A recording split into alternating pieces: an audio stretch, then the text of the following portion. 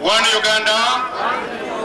Ssenkulu wa FDC munnamagye yagawumula General Gregory Mugisha Muntu yaniriziddwa na mungi w'omuntu Kamuli wakati mu kaweefube gwaliko ow'okuyiga abawagizi okumuteekamu obwesige okukwata bendera y'ekibiina mu kalulu akengedde.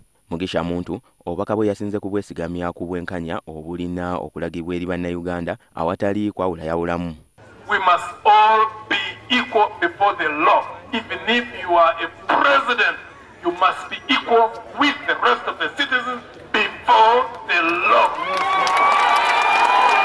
Ono era yategezezza ng'enguzi bw'egenda okuba enzibu okuva mu ggwanga olw'ensonga nti abamu ku bantu tebagambwako nga ne bwe benyigira mu buli bw'enguzi mpaawo kikolebwa okuggyako okutulugunya abo abawejjere. Okuwulira nti omuntu abbye ssente simanyi biliyoni meka omulala biliyoni meka kale ndaba batandise kwatamu omu babiri naye abo be bakwata mu ndowooza yange tujja kuba nga tubirinda kubinoonyereza tulabe bakwatamu omu abana ne basigala.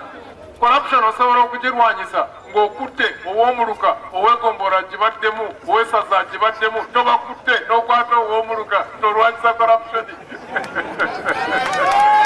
Muntu mu kumaliriza asabye abantu okuteeka obwesige mu kibiina ki FDC saako n'okukozesa akalulu kaabwe okukyusa eggwanga. Muve mu by'okutya eggwanga lyaffe tulitaase nga tetunadda mu ki ate mu katyabaga kubanga naffe twagala tutandikire wano we tuli ebintu bikyuse tubizze mu kkubo ettuufu. One people. Asante sana, Mungu awabariki.